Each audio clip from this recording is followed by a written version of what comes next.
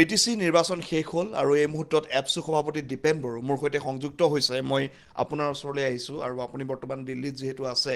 কেন্দ্ৰীয় চৰকাৰক আপোনালোকে বিভিন্ন বিষয়ে দাবী জনাই আহিছে, বিশেষকৈ BTR চুক্তিৰ প্ৰায় 5 বছৰ সম্পূৰ্ণ হ'ল। গতিকে তেনে ক্ষেত্ৰত এতিয়া বিশেষকৈ আমি দেখা পাইছোঁ শেহতীয়া নিৰ্বাচনো হৈ গ'ল, নতুনকৈ তাত যি পৰিষদীয় চৰকাৰ হৈছে, তাৰপিছত এতিয়া কেন্দ্ৰীয় চৰকাৰলৈ আপোনালোকৰ দাবী কি থাকিব? নিখিল বড়ো ছাত্ৰ সন্থা, NDB 4টা গোট আৰু UBPO প্ৰায় 6টাকেই সংগঠনে 2020 27 জানুৱাৰীত বড়ো শান্তি চুক্তি, যাক নেকি BTR নামেৰে সকলোৱে জানে, এই শান্তি চুক্তি খুব আগ্ৰহেৰে শান্তি স্বাৰ্থত আৰু BTRক অধিক ক্ষমতা সম্পন্ন উদ্দেশ্যে অসমত থকা বড়োসকলক আগুৱাই নিয়া, BTRত থকা বড়োসকলক আগুৱাই নিয়া, কাৰ্বি আংলং সকলোৰে অধিকাৰক সামৰি পেলাই এটা শান্তি চুক্তি সম্পাদিত হৈছিল। এই কথাটো চবেই জানে। কিন্তু 2020 27 জানুৱাৰীৰ পৰা আজি 2025 এই পৰ্যন্ত যদি আজি তাৰিখটো ক'ব লাগে যে 21 অক্টোবৰ, তো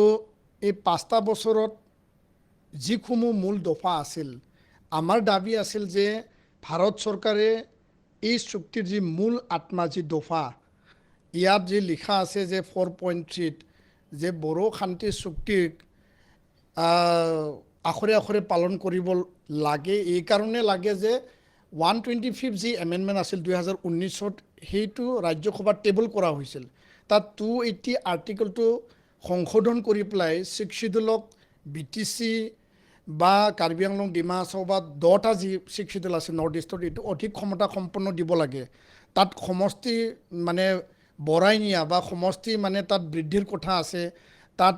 পাৱাৰ এণ্ড ফাংচন বৃদ্ধিৰ কথা আছে, সকলো কথা তাত সন্নিৱিষ্ট আছে। সেই যি বিল, সেই বিধেয়কখন পাৰিত কৰাৰ কাৰণে যোৱা জুলাই মাহত আমি গৃহমন্ত্ৰী ডাঙৰীয়াক সাক্ষাৎ কৰিছিলোঁ। তাৰপিছত আমি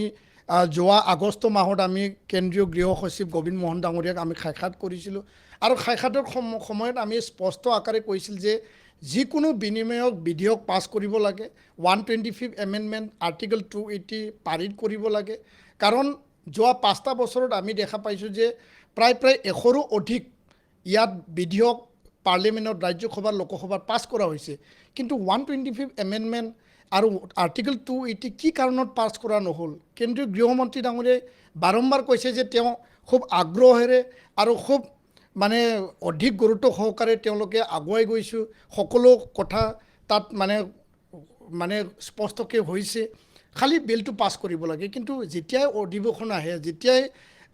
ছামাৰ ছেশ্যন গ'ল, এতিয়া উইণ্টাৰ ডিচেম্বৰত আহি আছে, তো আমি দাবী জনাইছোঁ যে যিকোনো বিনিময়ত এইটো পাছ হ'ব লাগে। আৰু কাৰ্বি আংলঙৰ যি ST হিলৰ বিষয়, বড়ো কছাৰী কাউন্সিলৰ বিষয়, চুক্তিৰ এই মূল দফাসমূহ এতিয়ালৈকে আৰু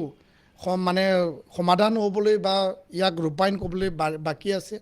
আজি আপোনাৰ এই মিডিয়াৰ মাধ্যমেৰে মই ক'ব বিচাৰোঁ, কেন্দ্ৰীয় চৰকাৰক আমি দাবী জনাইছোঁ, আহ্বান জনাইছোঁ, আৰু যদি উইণ্টাৰ ছেশ্যন ডিচেম্বৰ বা নৱেম্বৰ মাহত এই বিধেয়কখন যদি পাৰিত নহয়, আমি বুজি ল'ম যে কেন্দ্ৰীয় চৰকাৰে চুক্তিৰ নামত, চুক্তি ৰূপায়ণৰ নামত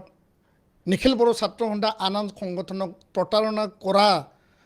এই এটা উদ্দেশ্যহে তেওঁলোকে আগুৱাই লৈ গৈছে বুলি আমি বিশ্বাস কৰিবলৈ বাধ্য হ'ম। কেন্দ্ৰীয় চৰকাৰৰ ওচৰত এতিয়াও আমাৰ বিশ্বাস আছে, আৰু কেন্দ্ৰীয় চৰকাৰক আমি আহ্বান জনাইছোঁ যে যিকোনো বিনিময়ত 125 আৰ্টিকল 280 সংবিধানৰ 6ষ্ঠ অনুসূচিত সংবিধান বিধেয়ক পাৰিত হ'ব লাগে।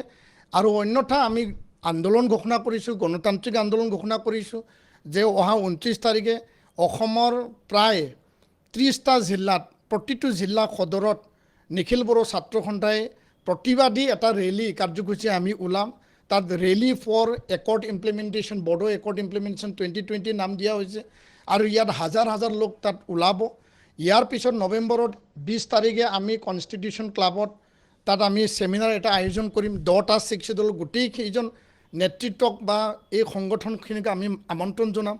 21 নৱেম্বৰত আমি যন্তৰ মন্তৰত নতুন দিল্লীত আমি এটা বৃহৎ এটা প্ৰতিবাদী ধৰ্ণা কাৰ্যসূচী আমি ইয়াত ৰূপায়ণ কৰিম। আমি শান্তিপূৰ্ণ গণতান্ত্ৰিক অহিংস আন্দোলন চলাম। এই আন্দোলন জংগী হ'ব। আন্দোলন আমি কেন্দ্ৰীয় চৰকাৰক হেঁচা দিবৰ কাৰণে আন্দোলন হ'ব আৰু কেন্দ্ৰীয় গৃহ সচিব ডাঙৰীয়াক আমি অলৰেডি কৈছোঁ যে যিকোনো বিনিময়ত আগন্তুক শীতকালীন অধিৱেশনত এই বিধেয়ক পাৰিত হ'ব লাগে যাহাতে চুক্তিৰ নামত প্ৰতাৰণা কৰা নহয় চুক্তি কৰি বড়ো চুক্তিক আগধৰিয়ে আলফা আহিছিল চাওতাল আদিবাসী আহিছিল ডিমাচা কাৰ্বি উগ্ৰপন্থীসকল আহিছিল মণিপুৰৰ কাৰ্বি মানে আপোনাৰ ত্ৰিপুৰাৰ কেএলএ তেওঁলোকে আহিছিল আৰু আন যিখিনি উগ্ৰপন্থী সংগঠন তেওঁলোকে আহিছিল আজি প্ৰথম যিসকলে এই চুক্তি কৰিছিল সেই চুক্তি ৰূপায়ণ নকৰাটো আন চুক্তি স্বাক্ষৰকাৰীৰ কাৰণেও এটা ডাঙৰ প্ৰশ্ন হৈ উঠিব ইয়াৰ কাৰণে আপোনাৰ চেনেলৰ মাধ্যমেদি কেন্দ্ৰীয় চৰকাৰক মই আহ্বান জনাইছোঁ দাবী ৰাখিছোঁ যিকোনো বিনিময়ত 125 এমেণ্ডমেণ্ট আৰ্টিকল 280ৰ এমেণ্ডমেণ্ট হোৱাটো আমি বিচাৰিছোঁ ইয়াৰ কোনো বিকল্প পন্থা নাই এইখিনি দেখা পোৱা গৈছে আপোনালোকে আন্দোলনৰ কাৰ্যসূচীৰ কথা ক'লেই যিহেতু বিটিআৰ নতুন চৰকাৰ হৈছে গতিকে নতুন চৰকাৰৰ ফালৰ পৰা বা পৰিষদীয় চৰকাৰৰ ফালৰ পৰা আপোনালোকৰ এক্সপেক্টেশ্যন কি থাকিব আৰু কোনখিনি ডিমাণ্ড আপোনালোকে হাগ্ৰামা মহিলাই ডাঙৰীয়াক জনাব এপছৰ ফালৰ পৰা হয় একমাহো হোৱা নাই বিটিআৰত BTC ইলেকশ্যন হৈ গ'ল 2025 সাধাৰণ নিৰ্বাচন আৰু এই পৰিষদীয় নিৰ্বাচনত লেণ্ডশ্লাইড ভিক্টৰী এটা ভাল মানে ফলাফল জয়লাভ হাগ্ৰামা মহিলাৰী ডাঙৰীয়াৰ নেতৃত্বত যি BPF দল তেওঁলোকে ইয়াত প্ৰায় 28টা চিট তেওঁলোকে পাবলৈ সক্ষম হ'লে আৰু ইয়াৰ কাৰণে আমি নিখিল বড়ো ছাত্ৰ সন্থাৰ পৰা বড়ো ৰাইজৰ হৈ BTC বাকী ৰাইজৰ হৈ তেওঁক অলৰেডি আমি কৃতজ্ঞতা বা আমি ধন্যবাদ আৰু আদৰণিও আমি জনাইছোঁ আৰু এই ক্ষেত্ৰত আমাৰ ক'ব লগা এইখিনিয়ে তেওঁলোকে নিৰ্বাচনত যিখিনি প্ৰতিশ্ৰুতি প্ৰদান কৰিছিল বিটিআৰ বাসী BTC বাসী ৰাইজৰ উন্নয়নৰ কথা তেওঁলোকৰ যিখিনি মানে অসুবিধা বা যিখিনি তেওঁলোকৰ অভাৱ অভিযোগ তেওঁলোকৰ যিখিনি সমস্যা অধিকাৰৰ কথা সেই কথাটোতো থাকিব চৰকাৰীভাৱে তেওঁলোকে উন্নয়নৰ কাম কৰিব লাগিব যিখিনি প্ৰতিশ্ৰুতি প্ৰদান কৰিছিল কিন্তু আমি অন্য দিশেদি এটা কথাটো আমি সদায় বিচাৰিম যে বড়ো জাতীয় সংগঠন হিচাপে যোৱাটো সময়ত প্ৰমোদ বড়ো ডাঙৰীয়াই BTR চুক্তি বা বড়ো শান্তি চুক্তি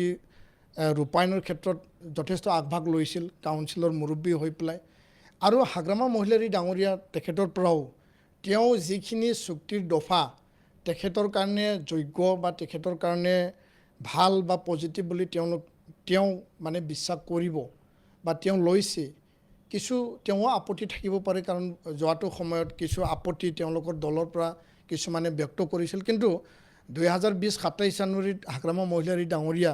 যেতিয়া চুক্তি কৰিছিল সৰ্বানন্দ সোণোৱাল ডাঙৰীয়া ডক্টৰ হিমন্ত বিশ্ব শৰ্মা ডাঙৰীয়াৰ লগতে হাগ্ৰামা মহিলাৰী ডাঙৰীয়াও তাত সাক্ষী হিচাপে চুক্তিত চহী কৰিছিল আৰু ইয়াৰ কাৰণে ইয়াত একো বাধা থাকিব নালাগে হাগ্ৰামা মহিলাৰী ডাঙৰীয়া তেখেতৰ পৰা আমি বিচাৰিম যে অনাগত দিনত বড়ো শান্তি চুক্তি আখৰে আখৰে ৰূপায়ণৰ ক্ষেত্ৰত আমি তেওঁৰ পৰা সহায় পাম আৰু 1500 কোটি টকা যি স্পেচিয়েল ডেভেলপমেণ্ট পেকেজ আছিল যি কেন্দ্ৰীয় চৰকাৰৰ তাত মানে স্পৰ্টছ একাডেমি ওদালগুৰিত বনাব লাগে 175 ক্ৰ'ৰ বা কোকৰাঝাৰৰ ৰামফল বিলত ইণ্ডাষ্ট্ৰিয়েল এষ্টেটছ বনাব লাগে পলিটেকনিক বনাব লাগে পাৰামেডিকেল এণ্ড নাৰ্ছিং কলেজ ইয়াত 400-700 কোটি টকা কেন্দ্ৰীয় আৰু 400-700 কোটি টকা ষ্টেটৰ দুটা মানে পেকেজ ধৰা আছিল আৰু এই গোটেই পেকেজবিলাক কিছুমান ৱৰ্ক অৰ্ডাৰ হ'ল যোনটো আমি অফিচিয়েলি গম পাইছোঁ ডিছকাশ্যনত গম পাইছোঁ কিছুমান তাত দিয়া হৈছে কিছুমান এতিয়া কনচালটেঞ্চি বা DPR প্ৰিপেৰেশ্যন পৰ্যায়ত আছে এই গোটেই কামটো এতিয়া হাগ্ৰামা মহিলাৰী ডাঙৰীয়া যিহেতু তেওঁ BTCৰ চিফ হিচাপে এতিয়া কাৰ্যভাৰ দায়িত্ব ল'লে তেখেতৰ ওপৰত নিৰ্ভৰ কৰিব আৰু তেওঁ প্ৰতিটো এই পেকেজ যিমানকেইটা পেকেজ তাত মানে যি অনুষ্ঠান প্ৰতিষ্ঠান আন্তঃগাঁথনি তাত লিপিবদ্ধ হৈছিল গোটেইখিনি কাম হাগ্ৰামা মহিলাৰী ডাঙৰীয়া ৰূপায়ণৰ কাৰণে তেওঁ দায়িত্ব